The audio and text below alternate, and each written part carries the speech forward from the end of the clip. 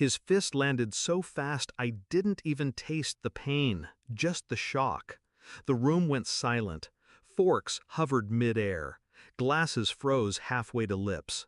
Before I could breathe, his hand twisted in my hair, yanking me to the ground.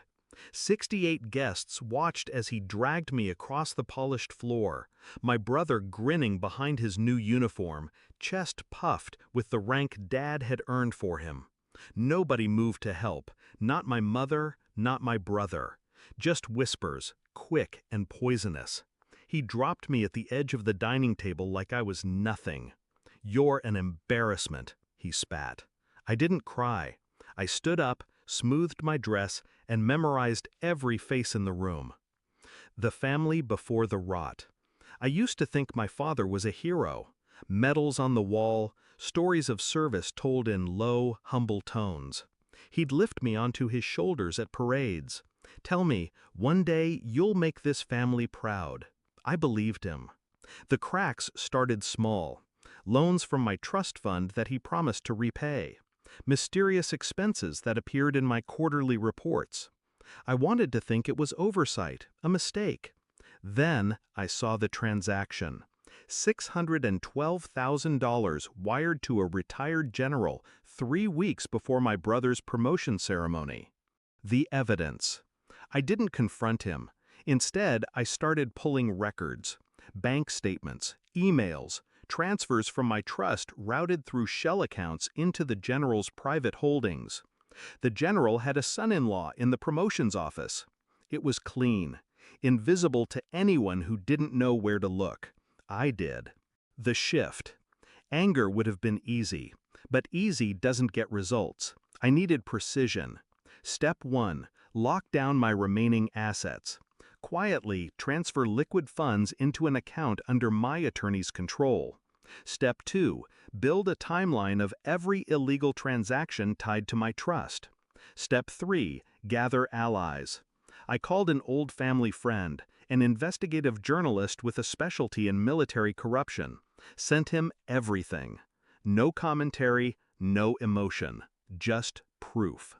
The plan. The promotion party was my stage. My father had invited every superior, every political connection he wanted to impress.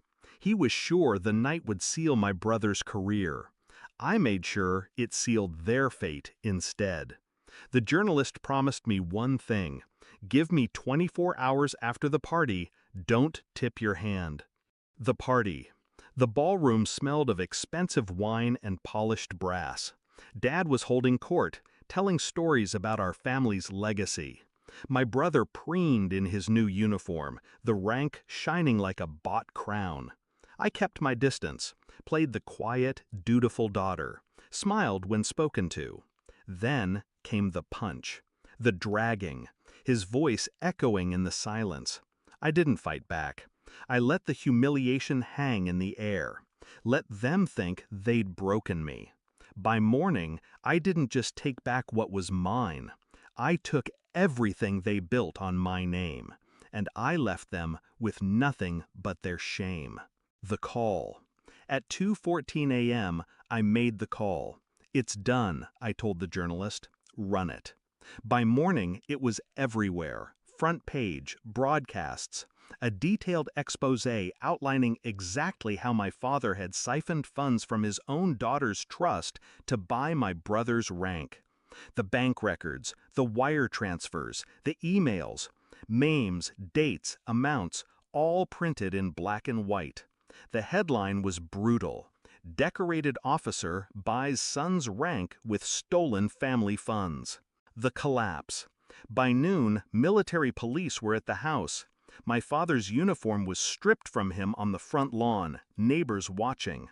My brother's promotion was rescinded, pending formal charges for accepting a fraudulent rank.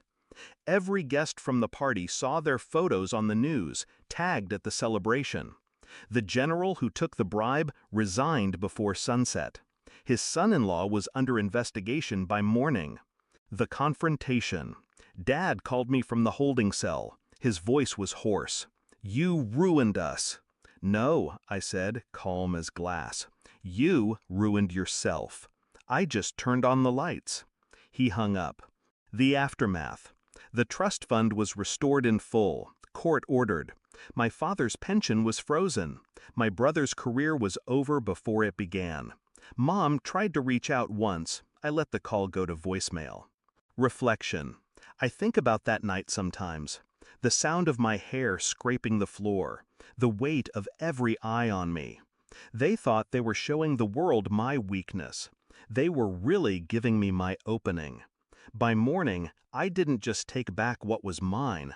I took everything they built on my name. And I left them with nothing but their shame.